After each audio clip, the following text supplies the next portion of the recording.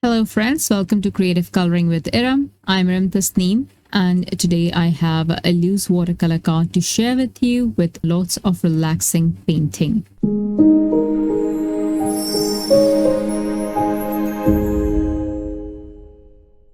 I will use the Build a Garden Bougainvillea stamp set. I will stamp the image on A2 watercolor cardstock with Obsidian Pigment Ink. Today I will use my favorite medium 2 color, the Watercolor Brush Markers by Altenew. I have tested the colors out on this thin strip here. Purple wine and rubellite will be my main colors for the flowers. The bougainvillea plant is common here. We see the vines everywhere, which look beautiful. We even have it at home. So I will start by applying the color onto the image. Then I will take a wet paintbrush, and this is going to have a lot of water on there. Then I'm going to just activate the pigment and spread it around. I will do this for all the petals. Once I have applied the pigment onto the petal, I am going to pull out the pigment and apply the same to the background, and I will also add a little bit more water to this to diffuse that pigment out. Don't worry too much if there's too much of pink, because I will later on go and add a little bit of green to this, 2 shades of green. So you will get a hint of bluish green and a little bit of lime green. So you will have a chance to balance this out. You can watch this video first and then color along with me so that you have an idea of what I am going to do. So I am going to color all the petals in the same way, and I'm also going to go back in again to add additional color to make the petals slightly more darker along the base of the petals.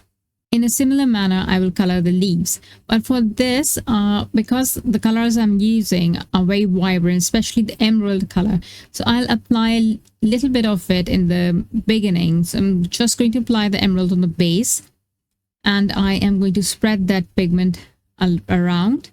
Next, I'm going to apply lime to the tips. The reason I'm applying lime is to just make it a little bit more vibrant, add a bit of life to this panel, because these are really cool colors, and the lime will add a little bit of warmth. So if you want to make it a tad darker, bring back the emerald in just like I am doing. You can play around with the colors if you want to. That's the fun of watercoloring.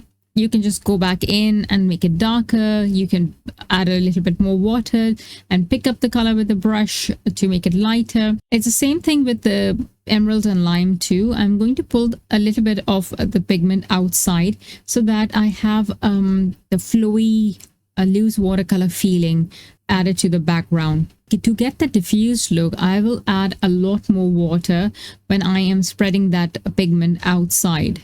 If you're unsure where your flowers and the leaves are, just check your packaging.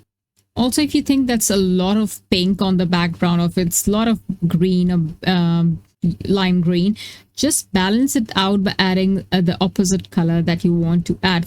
And to areas I think are a lot more cooler, I can add a little bit of that lime pigment. Once I'm done coloring all the petals in the purple wine pigment, I am going to go ahead and apply some of that pigment, the rubellite pigment, onto the watercolor palette, and use my paintbrush to add that onto some of the petals. Just choosing the petals randomly so that there is a variation among the petals, because the wine that I have at my home, not all flowers are of the same colors. There is a variation among those flowers. Some of them are pinkish and some of them are magenta.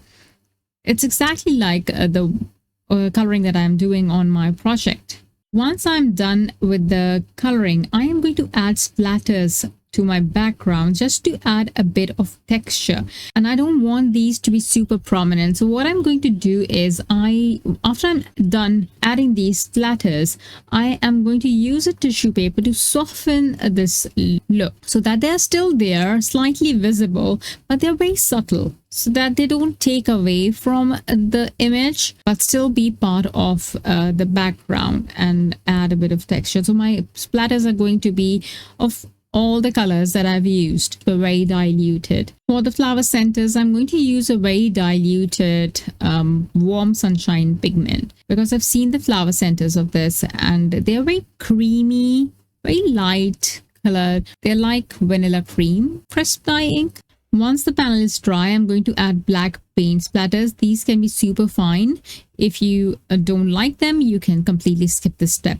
I just wanted to show you up close. Look how messy this is, but it looks very pretty in person. I love the multicolored look of the background and the texture that I've got from the splatters, and also from the easy watercoloring that I did. I'm just going to stamp the sentiment once it is completely straight and flat, and that's it. My card is ready. I hope you enjoyed the coloring session. Thanks so much for watching. Hello there! Did that video just spark your creativity? And do you want more project ideas and inspiration videos too?